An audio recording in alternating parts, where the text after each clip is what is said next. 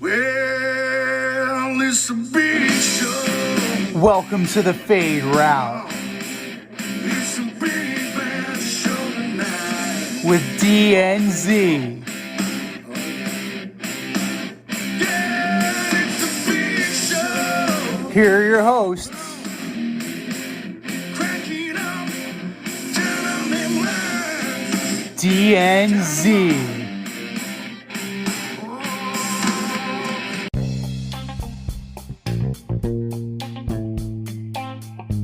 Welcome to this week's episode of the Fade Route with D and Z. I am D, and we got a great show for you tonight.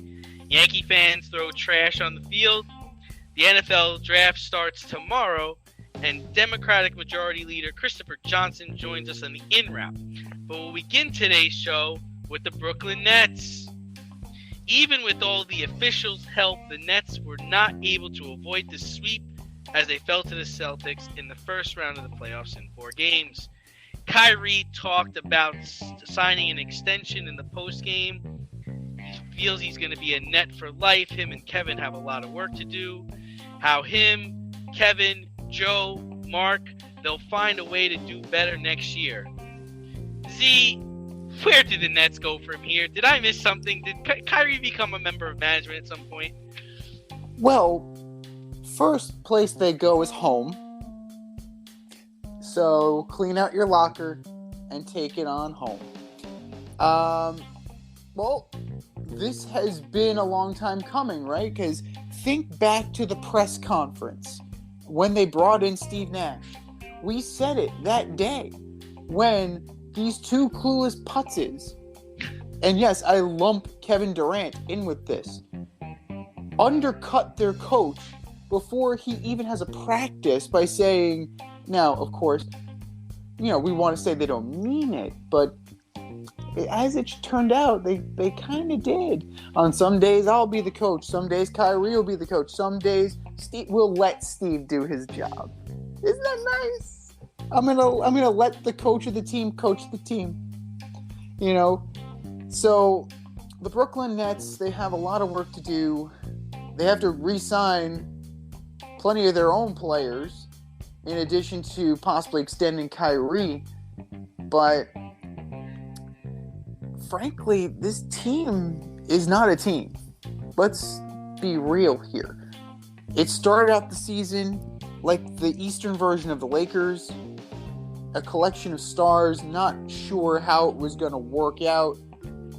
James Harden, it didn't happen. Now, the vaccine mandates and things of that nature definitely played against the Nets. But at the end of the day, that came down to choice. Kyrie Irving chose, based on however you feel about it, whatever it may be, it was still a choice. He chose not to get the vaccine. He chose to play the long game. Ultimately, it played in his favor, and the vaccine mandate was lifted. But by then, realistically, what chemistry do you have when you're only playing certain road games and then finally being allowed to get on the court? The Nets have a lot of work to do. The Nets need to build a team, and I don't know where they go from here. You can't really reload. You're strapped. You're not that deep. You have a coach that's probably going to get fired. I would argue that he's going to get fired. You invested in Ben Simmons, so you kind of have to choose him over the coach. Now, whether or not this works out long term and this becomes a continuous mental health hurdle for Ben Simmons and he never puts the Brooklyn Nets uniform on, that remains to be seen. But yeah, I think we really need to give the credit to the Celtics because they had the secret sauce, man. They really, Al Horford was in KD's face, Jason Tatum was in KD's face, Marcus Smart was playing great D. They spread it around. They made their shots when they needed to. And ultimately, they took it from the Nets. And Bruce Brown, of all people, you're kind of looking silly with the egg on your face, bro. Well, I mean, they have talent. They have a lot of talent. And I'm not sure it's a matter of retooling that much, in that you need a coach to wrangle this talent.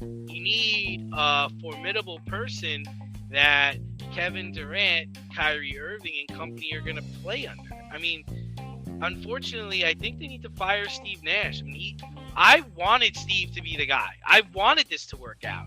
I thought that if there was one person that could help Ben Simmons, it would be Steve Nash, right? I mean, he was such a great point guard in his time that certainly he could teach or show Ben Simmons how to play that position in the NBA. So maybe it's a Frank Vogel. Maybe it's a Jay Wright. I mean, come on. Jay Wright can't coach the Nets. Jay Wright can't coach Kyrie Irving, Kevin Durant. I mean, Jay, if you're going to take a head coaching job, that seems to be a good one to take. They need a real coach. They need, then also the players need to want to be coached. I don't understand. Blake Griffin played 2 really good games. Why wasn't Blake Griffin playing more defensively? LaMarcus Aldridge is on your bench. Why? Why can't LaMarcus Aldridge play? He's excellent on that baseline jump shot, getting rebounds, running pick and roll. We're going to Claxton? Nick Claxton? Really? I mean, next, they need to trade Ben Simmons.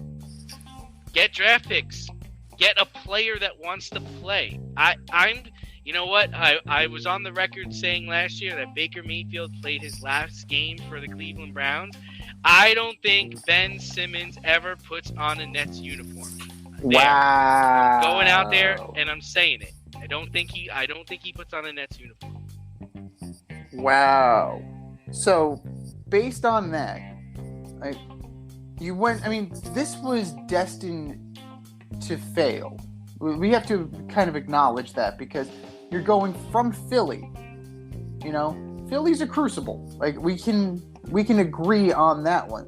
Philly is out and out hostile to its own players. Now, if you win, you're a god.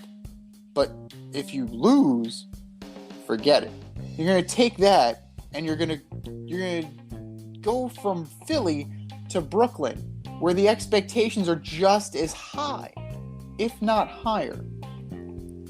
Feasibly, where can you make this trade? Because ideally, you want to trade him to a place where he's going to feel comfortable.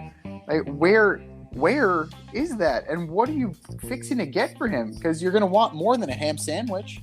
Well, here's the deal. I mean, Brooklyn fans are not as,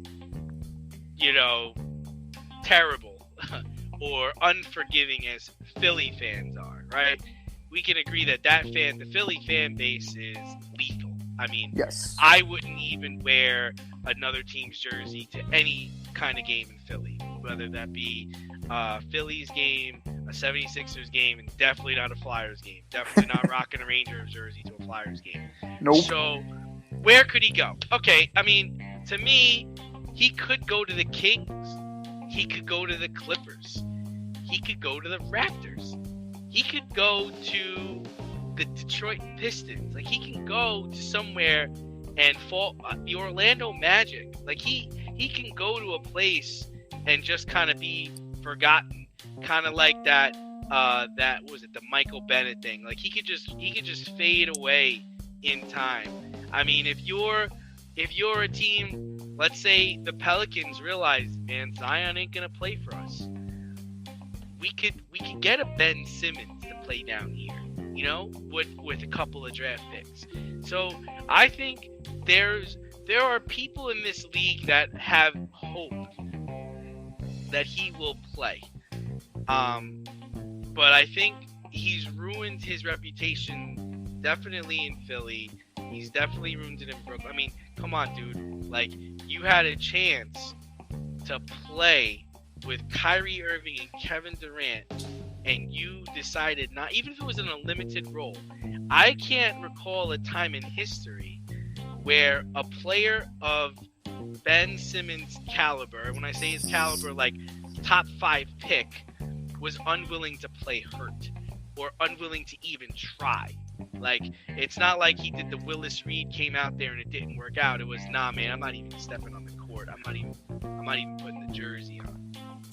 Well, I mean, Markelle Fultz for a while definitely was fitting that bill. I mean, he had the shoulder problems, and then he had to completely take it down, go back to the lab, and retool his shooting. And I'm not even,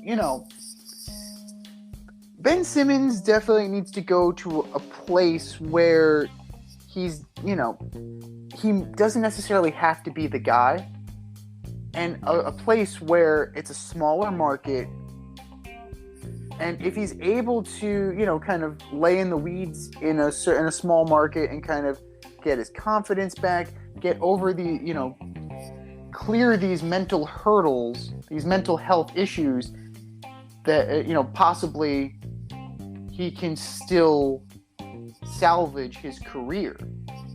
Now, one thing, I just thought of one, and, you have great coaching, you have a great GM, you have a young up-and-coming player, maybe two, the San Antonio Spurs. Who's to say that he wouldn't flourish down in San Antonio? It's not Houston, it's not Dallas, it's the third largest market. Yes, the San Antonio Spurs are legendary, but they're also in the middle of a rebuild. So that might allow him to kind of take a step back and just work on the fundamentals and kind of get through it. Because right now, I don't think a team that is upper echelon, I don't think they're going to make the move for him, because these were two upper echelon teams, and he didn't play at all this year.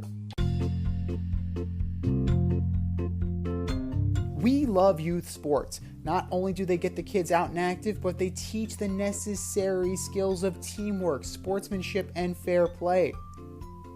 One organization that we are proud to partner with is Ossining AYSO Soccer. Their mission is to develop and deliver quality, player-centered youth soccer programs that promote a fun, fair, family environment where everyone is welcome and everyone plays. If you have a child between the ages of 4 and 18, registration for the fall 2022, spring 2023 season opens April 27th with an early bird special. Sign up before June 15th for only $175 per child. For more information, to sign up, or to volunteer as a coach or referee, go to ayso201.org today. The more volunteers, the more children can enjoy the youth soccer experience with Ossining AYSO. That's ayso201.org. More soccer for more kids. ayso201.org. Visa and MasterCard payments only. There's definitely a market for him, but his old team finds themselves in a pretty good position. Joel Embiid and the 76ers have a 3-2 lead over the Raptors, but they did lose their last game by 15 points. Joel Embiid has a thumb injury. James Harden is playing like the James Harden who played for OKC, and their coach has a history of blowing 3-1 and 3-0 leads. Are the Sixers in trouble, Z? It's hard to say they're not, right? I mean, just from past outcome. Now, yes, Doc Rivers has not blown a lead with this group. Okay, I'll give him that. But, blowout, close one, blowout in the other direction. It's hard to say that this series is not going 7. It's hard for me to believe that they're not doing it. They're not gonna play them close, because if you compare the two top scorers, right? Embiid, about 25 points with a hurt thumb. That is going to be a problem. That is going to be persistent throughout the playoffs if they even continue on. And that's not going to get better. You need to rest. That's how your thumb heals. Meanwhile, Yeah, Pascal Siakam, you're looking at 23 points a game, but these teams are relatively evenly matched. Like 107 to 104 in terms of points averaged during the series. 22 assists, pretty much even. You're looking at rebounds. The rebounding edge is with Philly. I would hope so. I would certainly hope so with the guy they got in the middle. To me, the X factor is James Harden. If James Harden can be who they thought he was going to be when they traded for him, they will run the Raptors out of the gym. But James Harden does not look like that guy right now. And I was watching PTI today, and Kendrick Perkins was saying that he's lost a step, And, back injuries, hamstring injuries, age and carrying that extra weight. Because if you look at James Harden, he carries extra weight. He's top heavy. Sorry, dude, you're top heavy. That weighs on you. As somebody who used to be top heavy, I get it. It weighs on you. Your legs are not what they used to be. And as a basketball player, you need your legs. So, credit where credit's due to the Raptors. They're keeping this close. The Sixers are doing... The Sixers aren't doing enough to make it happen, and it wouldn't surprise me at all if it goes 7 and the Raptors win. Yeah, I mean, for me, I kind of disagree with you. I think on paper and in reality, the Sixers are the better team. But I think the Raptors have the better coach. And Doc Rivers, as you know, I think is an awful coach. I don't think he has... everybody wants to give him credit because he drew up a play where Joel Embiid hit a three-pointer at the buzzer. Why is Joel Embiid taking three-point shots on the run? Nobody asked that question. Now, excuse me, though. If you give me Kevin Garnett, Ray Allen, Paul Pierce, and Jason Terry, I'm going to get you more than one. Yeah. I'm going to get you at least one. Come on now. So in the short term, the answer is no. They're not in trouble. I think they will win this series. They'll be able to beat the Raptors, but I'm not sure if they can get to the Eastern Conference Finals. I'm not sure they can get to the NBA. I'm not sure they can get to the Eastern Conference Finals with Joel Embiid's hurt thumb, and I don't think they can get to the NBA Finals with James Harden playing the way he's playing. You need these guys at the top of their game. That's what makes their team dynamic. And then the next challenge or the next thing we'd have to talk about is the offseason. I'm not sure James Harden gets that extension anymore, especially based on the way he's playing. You mentioned Kendrick Perkins that he may have lost a step. Well, that's not a guy that's signing a max deal to stay here. Right now he's averaging about 18 points a game. He's down about 6 points from his average. That's just not going to get it done. And he's passing up shots. He's not going to the basket. He can't shoot. He's not playing any defense. In Brooklyn, we thought it was that he was hurt or that he wanted out. Now he's playing with Joel Embiid, and it's just like, okay, what's the excuse now? Yeah, I mean, at this point, James Harden is definitely a red flag, right? Because he bullied his way out of Houston. He bullied his way out of Brooklyn. And now he's playing his way out of Philly. He's going to get his money. But it's going to be something that it's very risky. It is a very, very risky proposition. Now, I would argue that the Raptors have an equally troubling injury on their side as Embiid is for the Sixers. You're looking at Fred VanVleet. VanVleet is one of their best players, if not their best player, and he has a hip injury. So if the Sixers can exploit that, they will be able to avoid a Game 7, and Doc Rivers might be able to, exercise the demons a little bit for one round. Long term, I agree with you. I don't see the Sixers making any noise whatsoever in the playoffs, especially now that Joel Embiid is hurt, because that would require James Harden to, put everybody on his back, and we've seen James Harden fold. Now, they have guys like Tyrese Maxey, they have Tobias Harris, they have Matthias Teboul, Paul Millsap is on this team. Once you get away from Toronto, Tebow's going to play a bigger role because he'll be available for every game. And Danny Green is on this team too. So you have some depth here. But this is the problem when you bring on a guy like James Harden, because he becomes the focal point. And I don't care what he says. There's pressure on him. Like, he may say there's no pressure, but sorry, James, you're lying to yourself. There's an immense amount of pressure on you. You forced this. You forced this move. Now you got to deliver. Does the Embiid injury hurt him? Absolutely it does. But great players overcome these kinds of setbacks. Avoid messy accidents. Get better stopping power with your brake pads. Callahan brake pads. You never know when you'll be driving in the road and there will be a truck tire that you need to avoid and save your family. Callahan Auto. We really care about what's under your hood.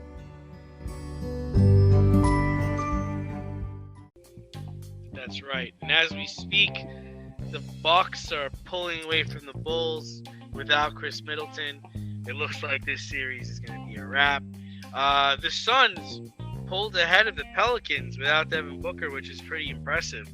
But can the Suns finish off the Pelicans in 6 games, or are we looking at a 7-game death match?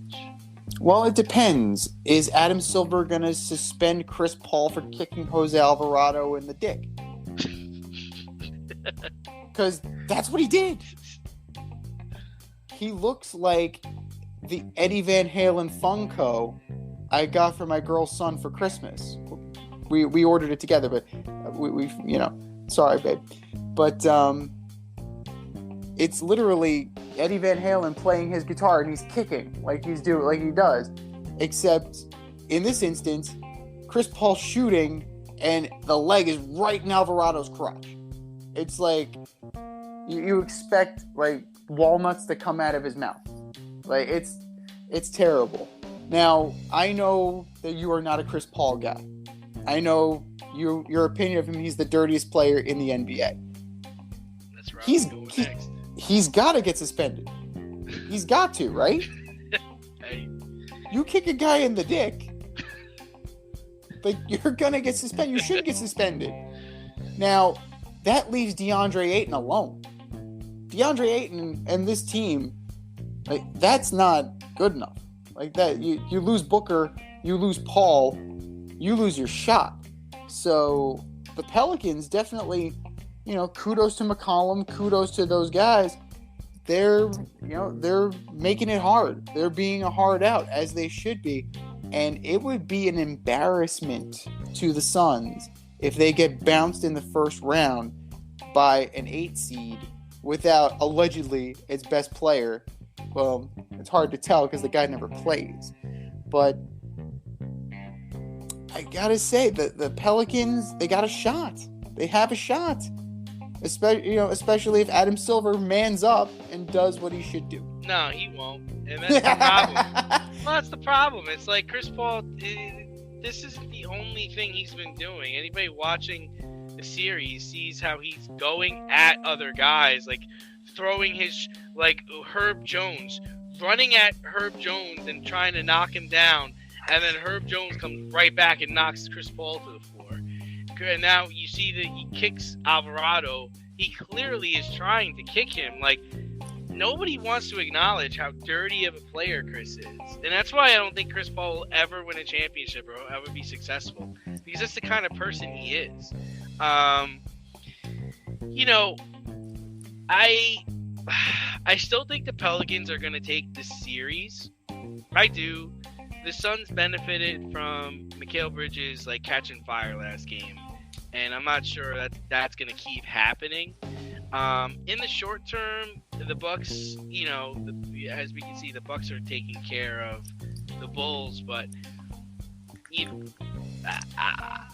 I don't even know if home court. The only thing it might save the Suns is home court advantage, but I mean, Evan Ingram is playing on a different level right now. Imagine if Zion was playing. Unbelievable. But bravo to the Pelicans for going toe-to-toe with these guys. But the only reason why this is a series is because the Suns don't have their best player. And this is the kind of stuff we talked about earlier. It's like, what good is it if the Suns go out this round because their best player got hurt? Could we honestly say the best team won the championship this year? And I don't know if you could honestly say that. Yeah, I mean, but that's sports. You have to contend with issues. Think about the Game 7 where Chris Paul went out with the hamstring injury. He wasn't there. So, Sucks, though. Yeah, but that was his best shot. That was his best shot with the Rockets. But there's such a focus, I feel like, now in sports for us to get the plays right? We have all this replay. We have all these rules. Everything is so that we get the plays right. But are we doing everything to make sure that we have the best product? Are we doing everything we can to make sure, like, the best team wins? Like, why is the first round a 7-game series? Like, this should be a 5-game series. Like, how much do I... Like, listen, don't get me wrong. I'm enjoying watching the Grizzlies play. I mean, their series with the Timberwolves is fantastic. But, I mean, what? The odds are is the Grizzlies are going to take the series, right? And if the Grizzlies didn't take the series, why didn't they take it? Because probably Ja Morant got hurt, right? Yeah. I would assume Dallas would win their series. Oh, and except if Luka got hurt. Well, shocker, it was 2-2 until Luka came back, and now, the Jazz don't have a chance. Like, that's what I'm trying to say. I want to see the best teams move on. I want to see the best players play. And when you set your format like this, come on, it's April. They're still doing the first round of the playoffs in April. The playoffs don't end until like June. That's 2 months of playoffs. Like, come on. I mean, listen, I love basketball, but that's just ridiculous. Just think about Devin Booker Devin Booker's supposed to be out 3 weeks with a hamstring injury. He might still come back this series. Right. I mean, that's a total panic move, though. Like, on a hamstring, like, that is setting yourself up for a really bad tear, surgery, and a really long rehab. Right, but if this was a 5-game series, it'd be over. And they'd be able to rest because now they got to wait for their next opponent. So now you get a rested Devin Booker going into the second round against a team that, that deserves to be in the playoffs. If I'm not mistaken, I believe the Pelicans finished under 500. I think they finished like 10 games under 500, something stupid like that. Like, that's what we want to see? We want to see a team under 500 knock out the 1 seed? Is that really what the NBA wants? We want the Pelicans to move on over the Suns? Well, the Clippers had the chance to handle their business, but they didn't even do that. So it was supposed... The playing games are garbage, too. Do you love brownies? Of course you love brownies. But you know what's better than a brownie? A delicious, handcrafted, gourmet brownie delivered right to your doorstep. That's what our guys at Sweet Life Brownie Co. offer. Chef Tommy D and the crew offer a dozen delicious delights that you will crave, from the classic OB to Dutch apple to campfire s'mores and many more. Check out their website, sweetlifebrownieco.com, for their Friday brownie drops. At noon, their site goes live and you see what they're making. Since you're there, become a site member and earn points. You earn 50 points just by signing up. Make sure you follow them on Instagram and Facebook too, at sweetlifebrownie_co, for the latest updates and their latest releases and creations. That's sweetlifebrownieco.com. Give them a call, 845-641-3043, and tell them D&Z sent you. That's sweetlifebrownieco.com, 845-641-3043. Sweet Life Brownie Co., because there's always room for a brownie. But, sticking with the West, the return of Doncic has helped the Mavs, take a 3-1 series lead on the Jazz. And Ja Morant has helped the Grizz take a 3-2 series lead. Which player is more important to their team, Ja or Doncic? Like One, right? that's a tough one. That's definitely a tough one. I mean, Luke, congratulations to John Morant. He was voted the most improved player, which is crazy to me. I misspoke. Dallas leads the series 3-2, so it's not 3-1, it's 3-2. But if you look at that team, if you look at the way that the Dallas Mavericks are constructed, it's, again, designed to be built around a star player. You know, it's designed to be Luka's team. I mean, Jalen Brunson's playing out of his mind right now, and kudos to Jalen Brunson for doing so. But, let's be real. The offense is designed around the point guard, which most of the time is Luka. That's why I believe it was in games 2 and 3, Brunson had like 40 points because he was Luka for that series. He was Luka for those games. Right, but in terms of apples to apples talent comparison, Jalen Brunson is not Luka Doncic. No, never will be. No, absolutely not. If you're looking at Davis Bertans, you're looking at Trey Burke, Spencer Dinwiddie. I mean, Spencer Dinwiddie is probably like he's awesome. Yeah, he's awesome. He's the second best player on this team. He's so good. Brandon Knight, Frank Ntilikina. Frank Ntilikina made the playoffs. Look at that. Good job, Frank. Reggie Bullock, another Knicks cast-off. Like, that team has no business. No business. None. And Donovan Mitchell injury is only going to make it easier. Because Mitchell and Gobert, they just don't play well together. Mitchell only had 9 points when he exited the game. Mike Conley's been a waste. Rudy Gobert, you know, you're looking at Rudy Gobert as your best scorer, and Jordan Clarkson off the bench. Jordan Clarkson had 20 off the bench. There you go. There's your best scorer. Like, Rudy Gay didn't even play. Like, he was a DNP. Like, I don't know, like, what you expect here if you're the Utah Jazz. You cannot expect anything good out of this. And, you know, let's go back to this for a second. I know we were talking about the Chris Paul thing before, but if Hassan Whiteside did what Chris Paul did, how many games is he getting? Oh, he's getting 4 games. Mm-hmm. Right? Hassan Whiteside got a double tech and got kicked out of the game, is probably going to get suspended for going in hard and just standing over somebody and apologizing. He apologized and got kicked out of the game. Double techs. So he went in on Luka. He didn't. It wasn't that bad. He went in on Luka, and I think that's really what drove it home.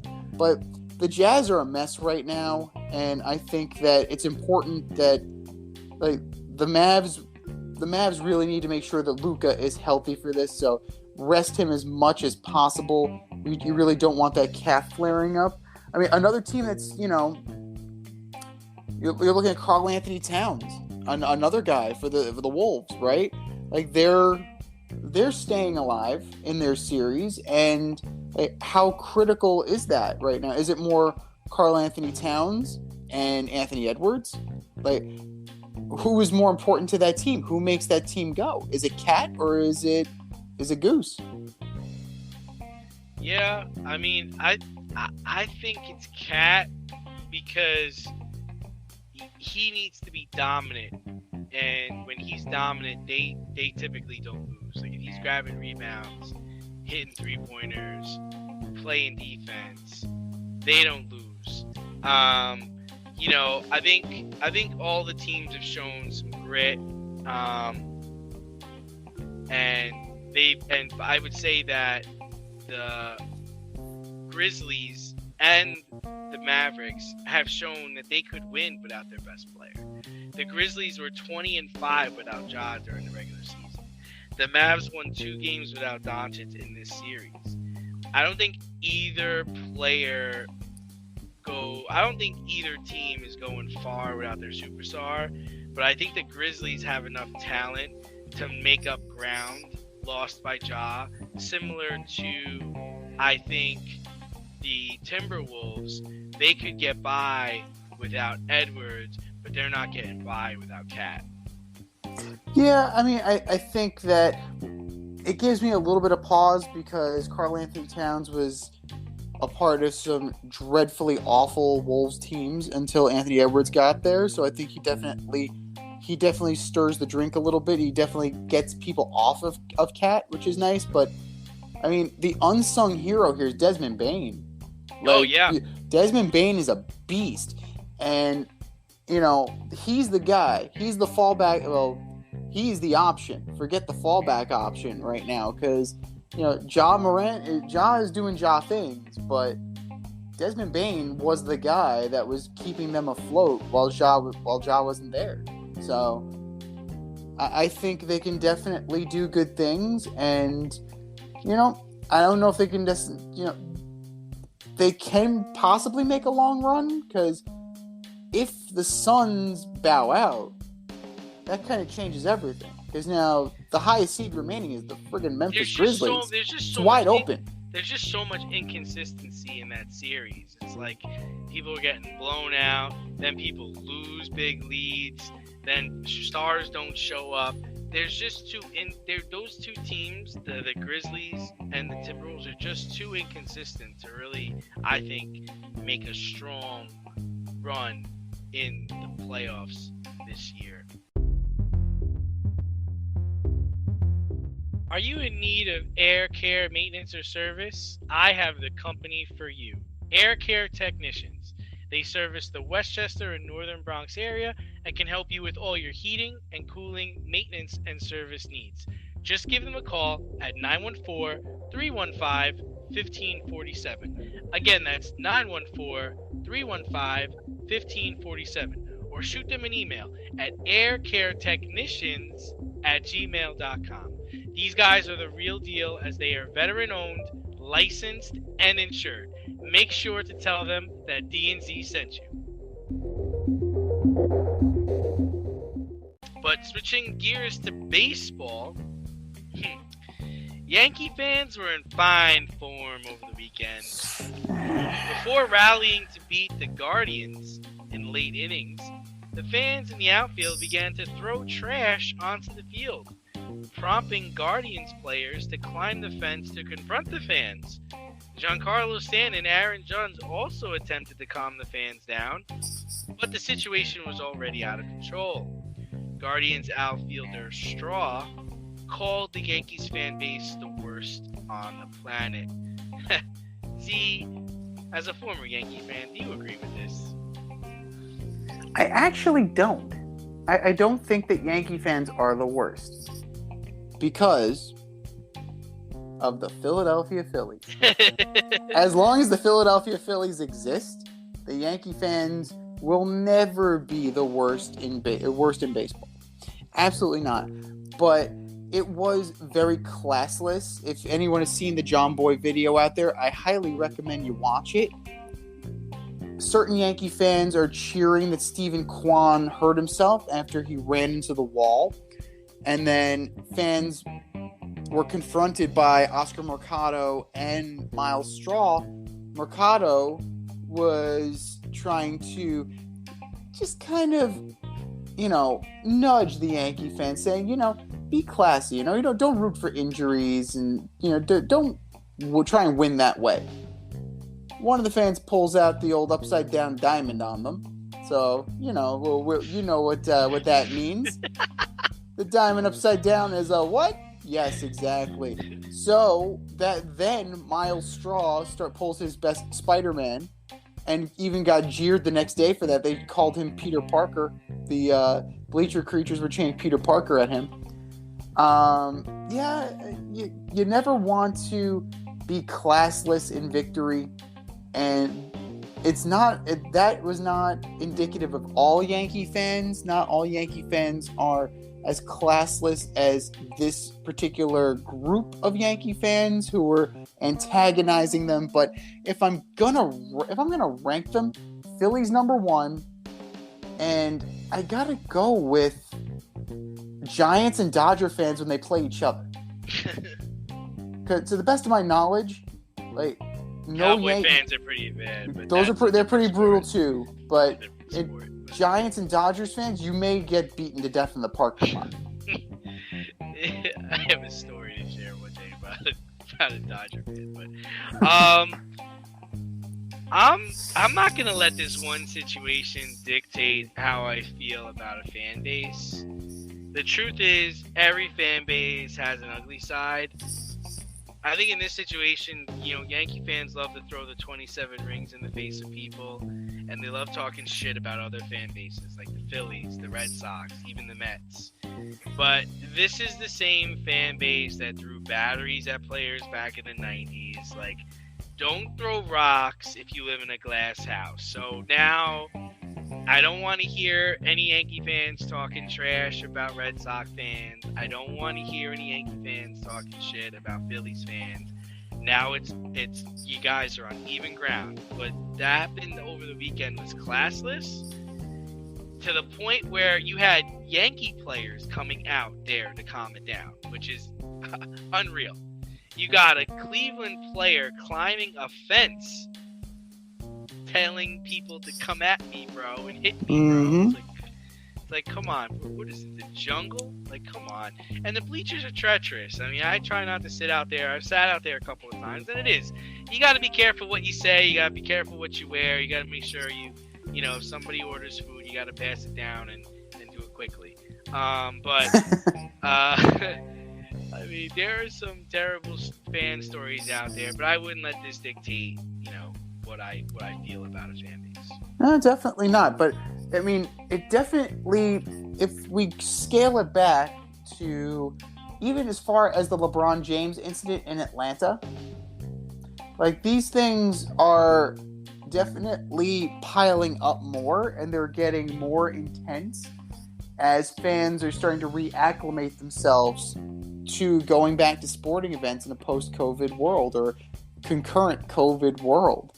And for a while there, we were doing okay.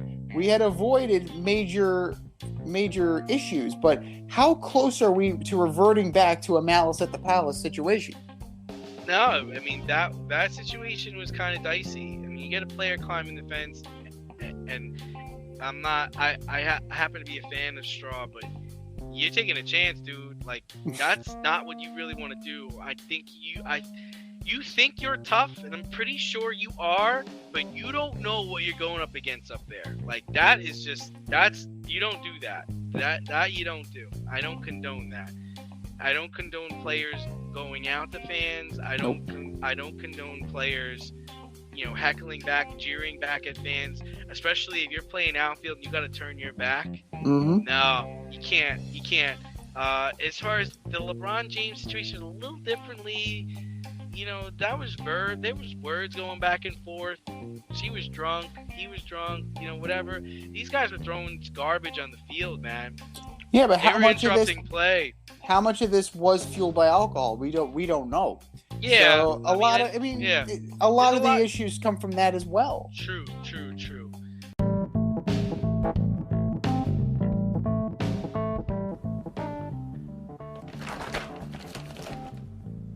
If you've ever listened to a podcast and thought to yourself, hey, I can do this, then do I have the tools for you?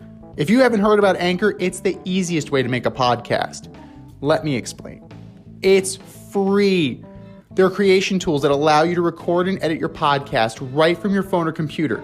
No specialty training, no specialty programs needed. Anchor will then distribute your podcast for you so it can be heard on Spotify, Apple Podcast, and many more. Plus, you can make money from your podcast with no minimum listenership. How cool is that? It's everything you need to make a podcast in one place. Go to anchor.fm and get started today. That's anchor.fm. What are you waiting for? Download the app.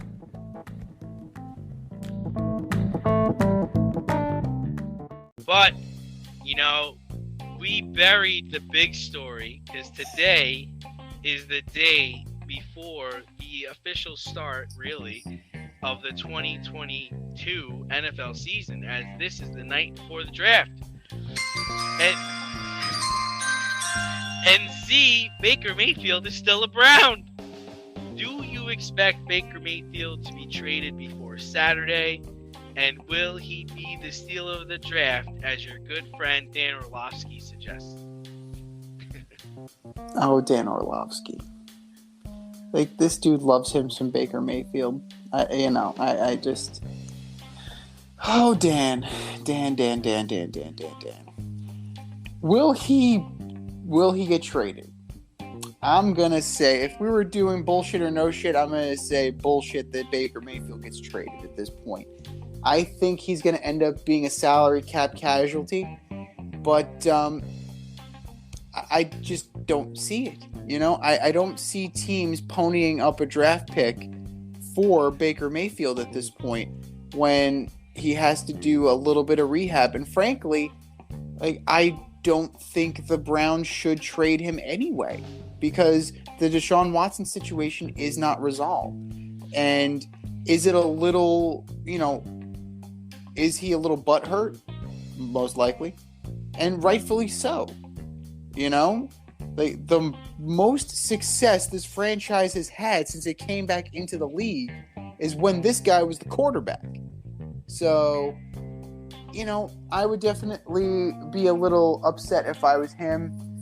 And frankly, I don't see him moving. I really don't see him moving at all. And I think Dan Orlovsky is way off base, as per usual.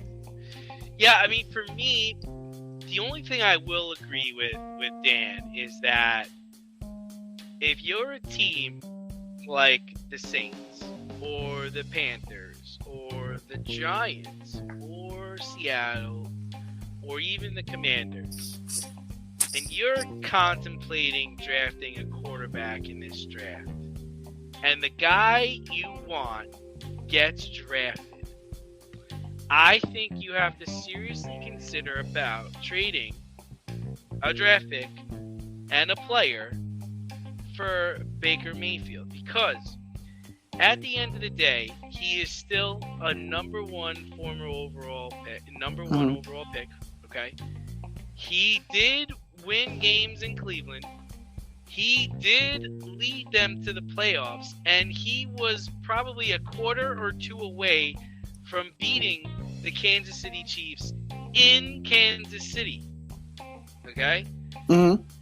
He has talent. Like I said, I always defend him in saying he's a guy that he overcomes the odds. He did it in college. He did it in the pros. The knock on Baker Mayfield is arm strength, speed, height, and his ability to stay healthy. Now, I think the problem a lot of teams have is they say, okay, if you're Carolina, like, okay, if we do trade for Baker Mayfield and he plays exceptionally well, now what do we do?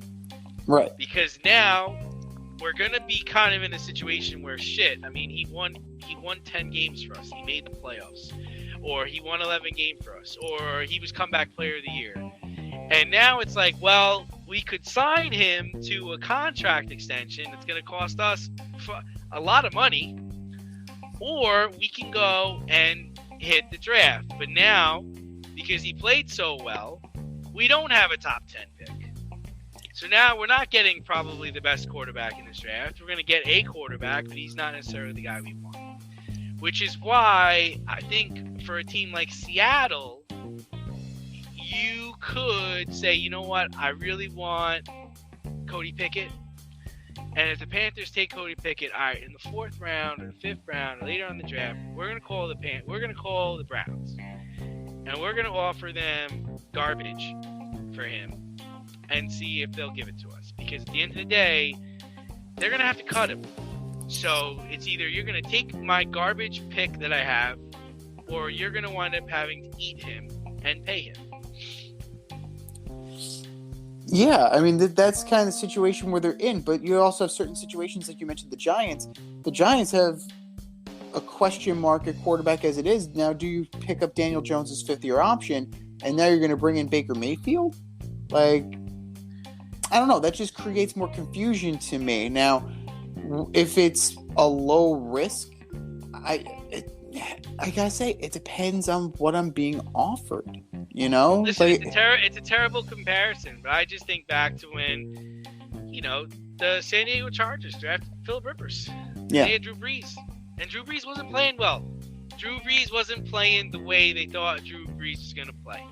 So we're going to go out and get Phillip Rivers because we know he can play. Then what happens? Drew Brees has a resurgence, leads the team to a 14-2 season, and then he gets hurt. And it's like, well, all right, Drew, thanks, but we're going to go with Phillip, and you can go sign with the Dolphins. I think you talked about, you were going to go to the Saints and that one's having a Hall of Fame career.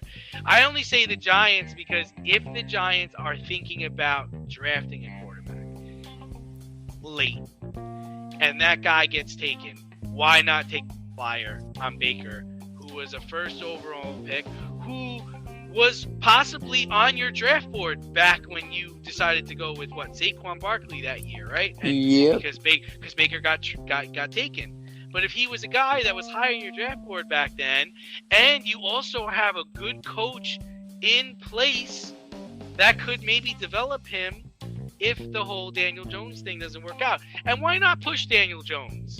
Is that so bad? Is it so bad to bring someone in to push him? He should welcome the challenge for the way he's played.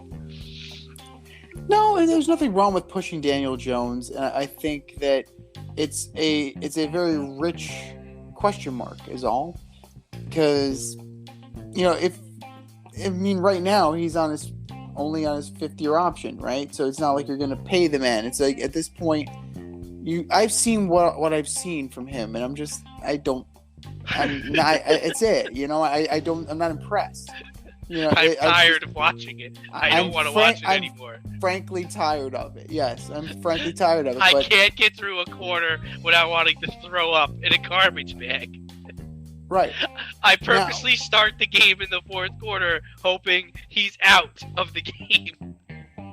And when you're banking on the Giants signing a competent backup quarterback, like if that's what you're hoping for, then that's an issue.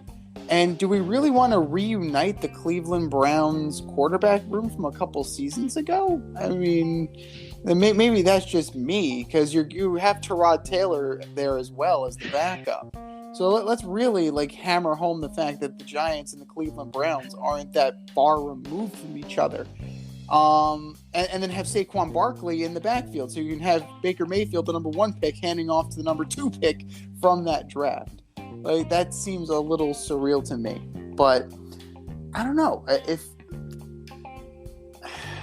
it just seems like a little bit of a stretch. And the best fits for Baker would probably be a team like Houston, right? Houston doesn't have a quarterback. They have Davis Mills. Okay, that's fine. If you may believe in Davis Mills, Lovie Smith may not. So I think that would be a fine addition for them. Seattle, if I'm Baker, I wouldn't want to go there. They couldn't protect Russ. They're not going to be able to protect me. That's just kind of the way it is out in Seattle. I just think with Baker right now, he's got to just want to play. Yeah. He can't be picky about where you're playing right now. You got to go where you're going to be able to put some film together. True, but that could still very well be Cleveland. He just needs to be able to get over himself, because Deshaun Watson thing is not settled, regardless of what we may think. That is, Adam Schefter can tweet that he's vindicated all you want, but it could very well be that this is going to get very awkward very fast when he doesn't get released, he doesn't get traded, and now he gets the ball. And honestly, that could be the best thing that happens to Baker, because how much more of a chip on your shoulder do you need, right? It's like, oh, now you need me? Oh, now you want me? I'm gonna raise my value so much, and then I'm gonna stick it to you on the way out. That would be some poetic justice for one Mr. Baker Mayfield.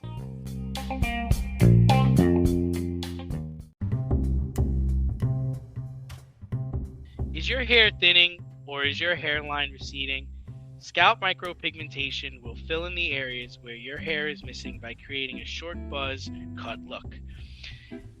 Micropigmentation is a non-invasive procedure that will create the illusion of hair follicles for 7 to 10 years. For people with alopecia, this could be a permanent fix. For people with scars on their scalp, this is a great way to camouflage a scar. Don't lose confidence or feel like you need to wear a hat wherever you go. Marquez Studio is located in the Bronx and is open for all your scalp micropigmentation needs. Consultations are free and appointments can be made any day of the week. Get your hairline back with scalp micropigmentation. The techs at Marquez Studio have over 30 years of hair cutting experience and can assist you with all of your questions.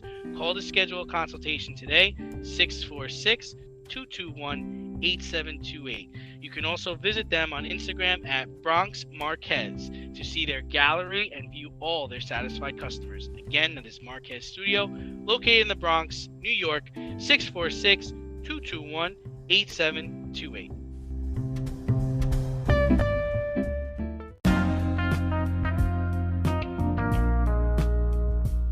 It's the In Route, where friends of the show get a special segment with us. Want to be part of the action? Want to be the newest member of the In Crowd?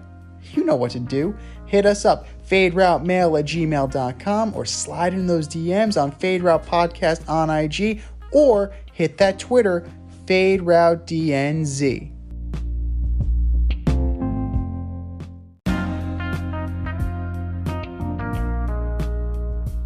Joining us on the In Route today, we have County Legislator and Democratic Majority Leader Christopher Johnson. Christopher Johnson, thanks for coming on the show today. Absolutely, my pleasure. Good to be back with you guys. All right, we're going to start you off local. Nets losing to the Celtics in 4 games. What do you think went wrong with the season, and what do you think went wrong with the series? Well, the first thing is you call the Nets local. I mean, who cares? Brooklyn. Right? So, Knicks fans till I die every single year, right? But, they just didn't have it together after, Kyrie played, maybe 30 games this year? It was, it just, with all the COVID protocols, they weren't a team. And the Celtics shut KD down. I mean, there was just no coming back from. He hadn't seen defense like that, and who knows, probably in his career. And it was over for them. They couldn't handle it. Too much ISO ball. They got to work together better as a team. Yeah, they certainly muscled him off of his spot. They took up his space and really didn't let him get going. But if you were forced to decide on keeping Ben Simmons or keeping Steve Nash, who would you prefer to keep? Okay. Run and gun, Suns, 2-time MVP, or I'm not going to take a layup. That's what you're asking me? That's what I'm asking look, you. Steve Nash isn't proven to be a great coach, but Ben Simmons, he scored as many points as I did this season. He sure did. He played as many games as you did too. That's right. He got paid much more than I did. Significantly more. Yeah, so I think they should take me and Steve Nash. I like it. I think they got a chance there, especially if they can see how you can box out. That's it. Yeah, I mean, despite fouling out in the fourth quarter last night, Jason Tatum seemed to ascend to another level in the series. He also covered Kevin Durant one-on-one for large portions of the game. If you were starting a basketball team, how many players would you choose before taking Jason Tatum? So this was really hard, right? Because Jason Tatum has never been on my list, but I'm like, dag, like you got to take Steph above him, Okay. Giannis. I'm putting Joel Embiid in front of him. Okay. But then I'm stuck, right? Then it's like him and KD, because he shut KD down. So you got to be like, well, can I take him or KD? And then like Nikola Jokic, like and Luka. I think that's the next bunch. And based on LeBron's age, that's Right, of course, that's the of only course. reason he's not there. Because I'm like, if I'm starting a team, but this guy's going to be around 3 years, maybe I need somebody who's going to be around, the better part of 10 years. So I think he's number 4 or 5. Like, Isn't that wild? high. Isn't that wild? I never would have thought. I'm like, this guy he's whatever. But this series, I'm sad for him that it's not a contract year, because dude, he just got paid. Like, he was like, what? and you got a bunch of tree trunks on your team. I don't think there's anybody under 6'7" on your squad. But it was just, we've talked about this on the show. I'm a big Tatum fan.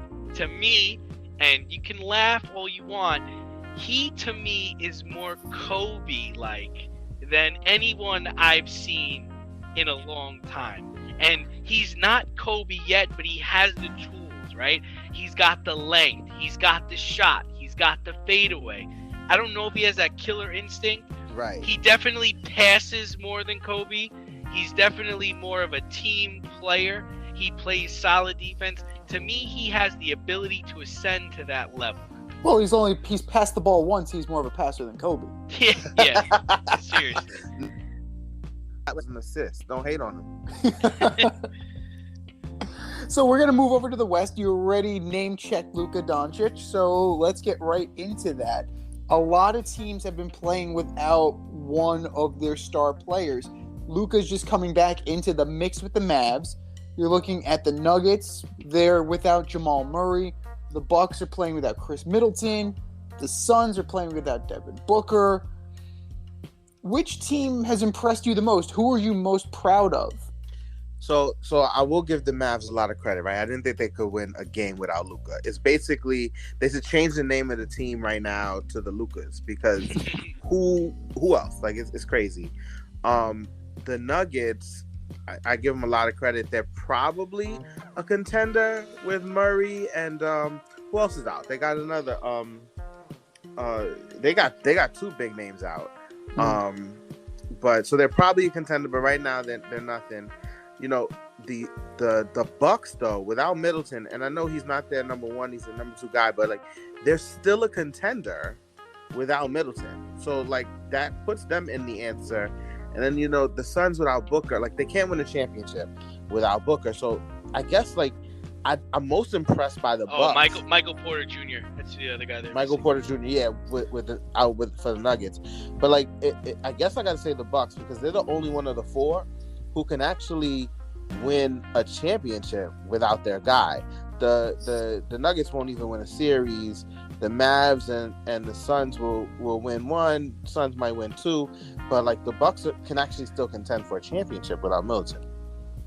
No, definitely. I mean, they definitely get some performances. You know, Drew Holiday, you get Lopez. You definitely, Yeah, they get some sneaky performances. Connaughton can do the job from time to time. So, you know, injuries are a problem, and it's constantly happening. You know, despite the long season, days off, load management, rest, limited back-to-backs, you name it, NBA teams are still losing their players when it matters most.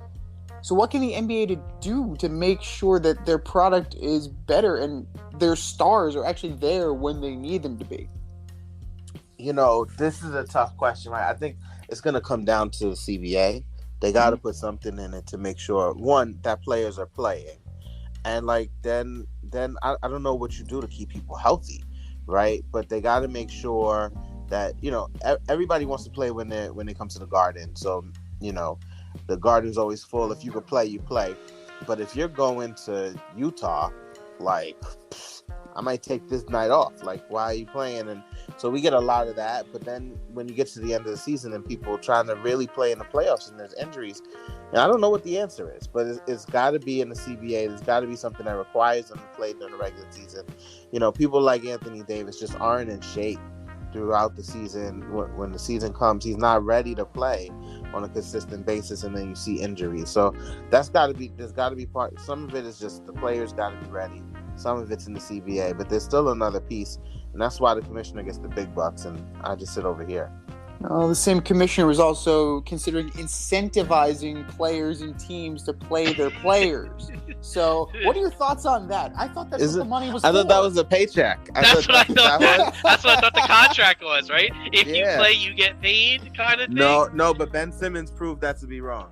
Yeah, you're right. I don't know, man. I don't know because they did file a 20. He's filing a grievance because the Sixers did kind of they docked him. So we'll see what comes out of that. But we'll get you out of here on this one. After all is said and done and all the smoke is cleared, which 4 teams will be left standing at the end, and which team will ultimately lift the Larry O'Brien Trophy? So I've got Philly and the Bucks are gonna play in the next round. So I'm gonna have to go with Miami and Philly. I think Philly may pull it out just as long as they can stay healthy and James Harden shows us who he really is. And I got the Warriors defeating the Suns just because Steve Kerr, what he's doing, he's showing that coaching matters right now. Yeah. He's his best player, one of the greatest players, the greatest shooter of all time, coming off the bench. Like, it's crazy. and they're running through it, and it's amazing to watch. I got the Warriors over Philly in 6. And of all time, Steph Curry MVP. There you go. You heard it here first, ladies and gentlemen. Chris Johnson, we understand you have a big redistricting meeting tonight, so maybe you can shed a little light on that for us? No, right. We talked about picking players earlier. In the redistricting conversation, we want to make sure that politicians are not picking their voters, but we're actually drawing lines that make sure that all of the districts match and that they're equally balanced. Every 10 years after the census is done, when population shift, we have to draw new lines. So we're in that process right now, just trying to make sure that the blue team and the red team, as they go against each other, it's fair and balanced. Well, we appreciate that. We appreciate your fair and balanced take on this show. Chris Johnson, Yonkers Assemblyman, thank you for joining us, brother. We look forward to hearing you again soon. If you want to join us on the in-route, hit us up, faderoutemail@gmail.com. Slide in those DMs on IG, Fade Route Podcast. Hit us up on Twitter, and you can be the newest member of the in-route. Thanks a lot, brother. We'll talk to you soon. Thanks for having me again, guys. Can't wait to be back.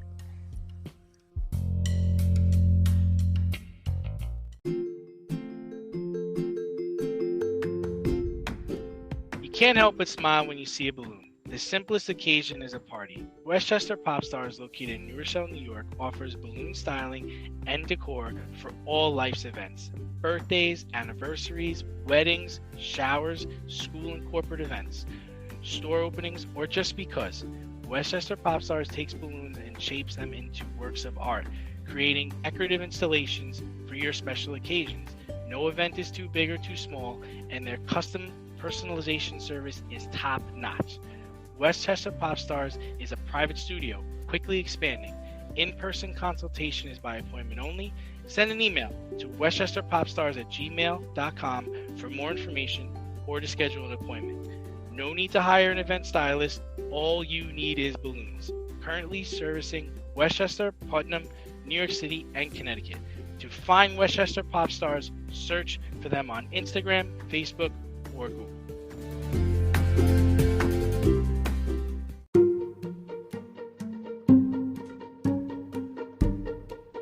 The Fade Store presents the Alleged Superstar of the Week Award.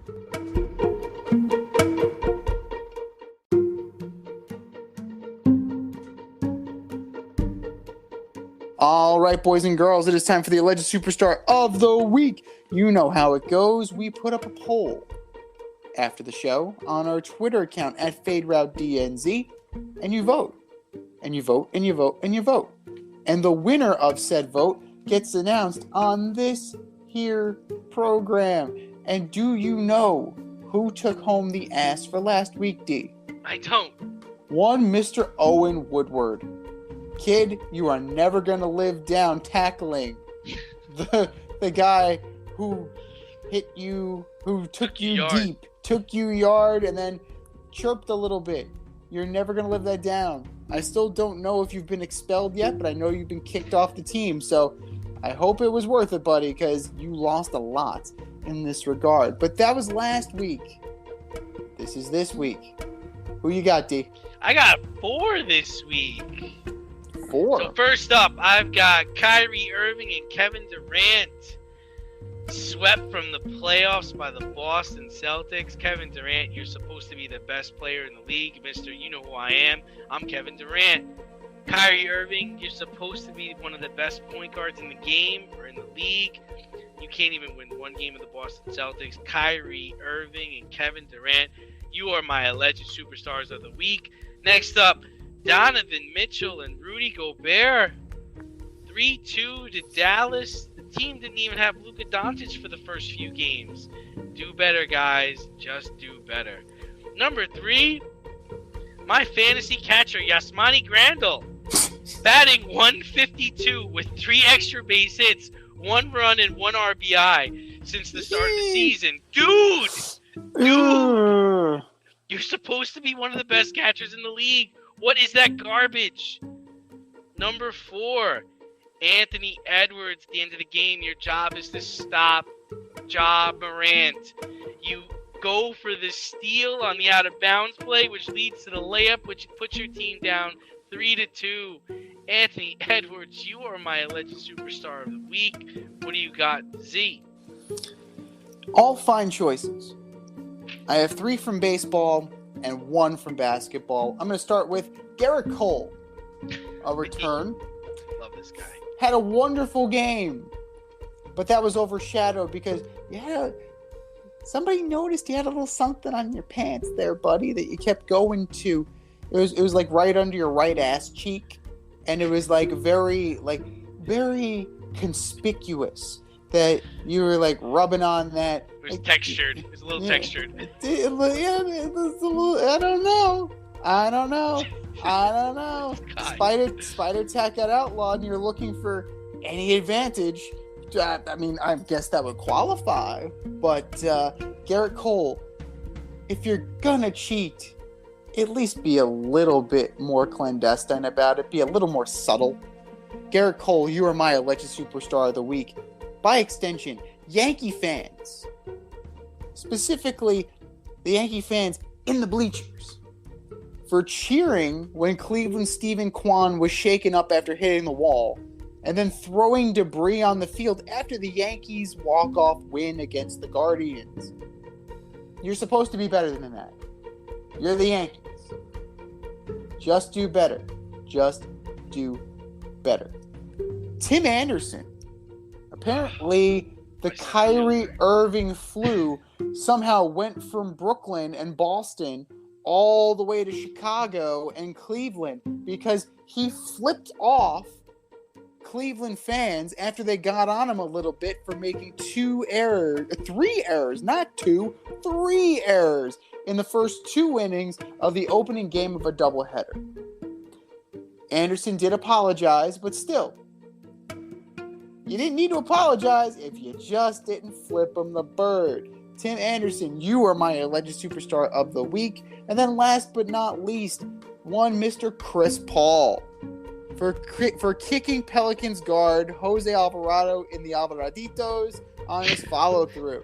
Certainly living up to your reputation for questionable to outright dirty play. Chris Paul, you are my alleged superstar of the week. Those are our nominees, ladies and gentlemen. The poll is going up shortly.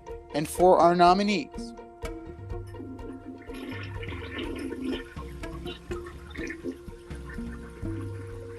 just do better, boys. Just do better.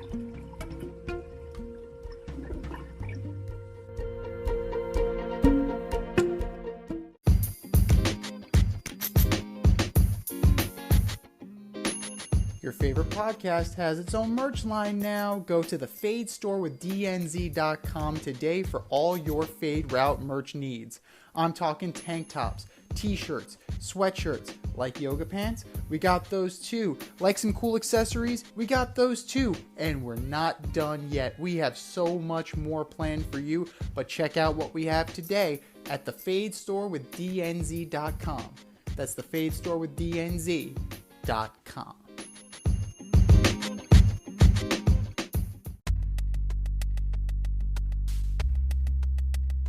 Order up!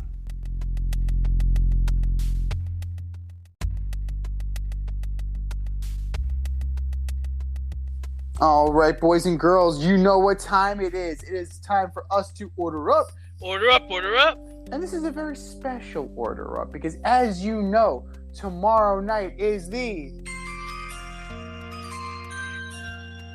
NFL Draft. It is the first round of the NFL Draft, and we are going on the clock to give you our mock top 5. And here we go from 1 to 5.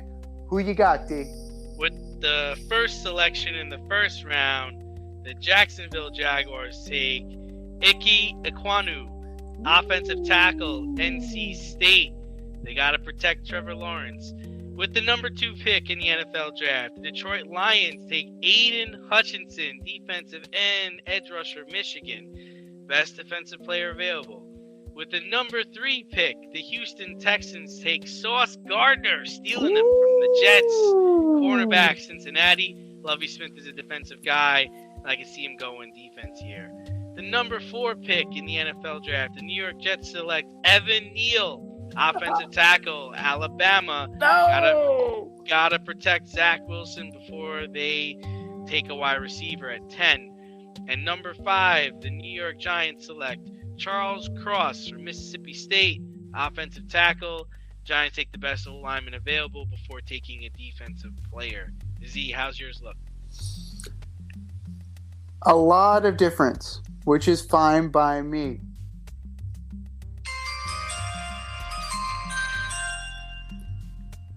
With the first pick in the 2022 NFL Draft, the Jacksonville Jaguars select Aiden Hutchinson, defensive end from Michigan.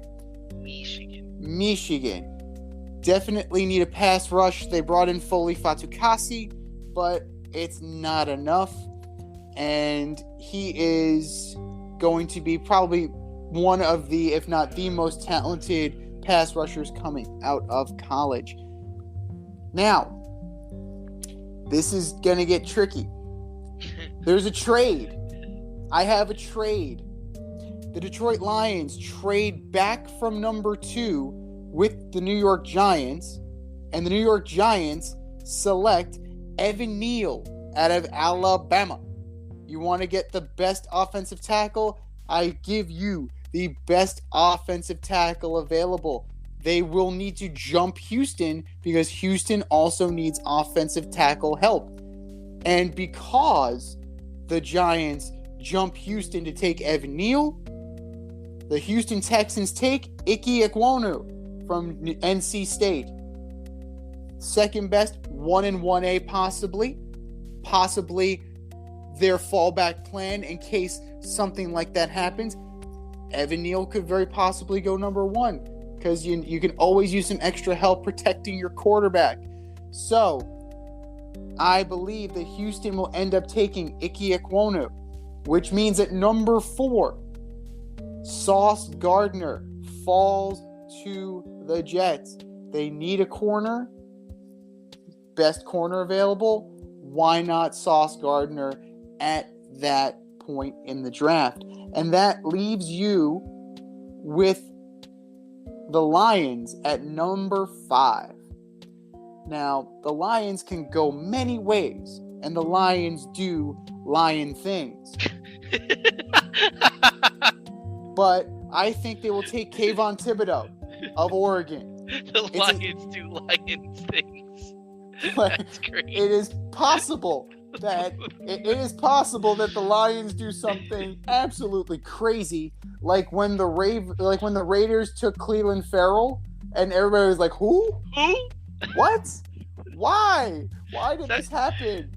Are you kidding me right now?" But I can definitely see that happening. The Giants want to get the best offensive tackle available, switch it up with the Lions, and go from there. But I'd say that those are pretty safe bets. Those are all top-tier talents and no quarterbacks to be seen. Probably anywhere close to that top 5.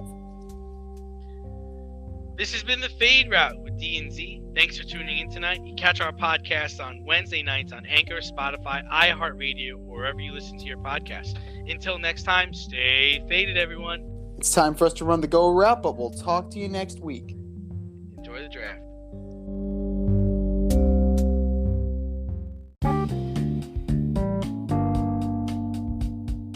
If you want to get on the action, we want to hear from you. Hit us up, faderoutemail@gmail.com. Slide in our DMs on IG @FadeRoutePodcast. Drop us a DM on Twitter @FadeRouteDNZ.